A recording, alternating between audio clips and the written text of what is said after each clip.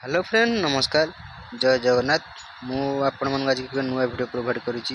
जेमती कि आम Saffola 100 syrup dry syrup विषय आपण मन जणई छोट पिला सिरप विषय आंटीबायोटिक सिरप एमती ज्वर सिरप आम बड़ा आंटीबायोटिक मिसाइला ज्वर केमी जल्दी रिकवर कम से जड़ी आप ओडिया माइंड मेडिसिन स्वागत चाहूँगी यही चैनल माध्यम आप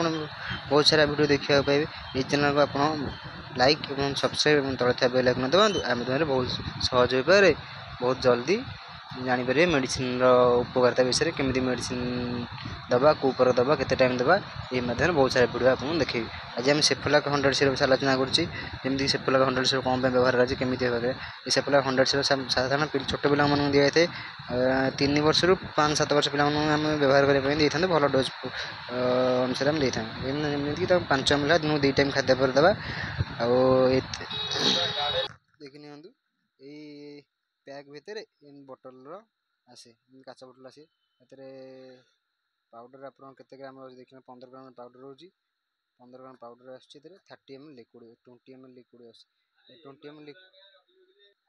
ml लिक्विड पाउडर मिसेबे पाउडर मिसेले सेक करेंगे भल कि बोतल टाक फेंटे फेंटी सारापर आप पिला खाया देवे बयस 3 वर्ष रु अधिक 5 वर्ष होते 5 ml दिन 2 टाइम देवे एवं जब ज्वर हो ज्वर सिर मिसई देते बहुत जल्दी ज्वर कम फ्लू ये इनफेक्शन देह थे कि ग्लैंड इनफेक्शन थे पार्टी किसी इनफेक्शन थे कान किसी इनफेक्शन थे पेन फेन है कमी थाए कि खंडिया यही सिरप द्वारा छोट पिला घा सुखी थाए फेवर थे ज्वर ज्वर भी कमी थाए ज्वर सिरप मिसई दर्ज बिंधा सिरप सहित मिसई पाराटाइम भी दर्ज बिंधा कमी जाए आपको सिरप देखते कौ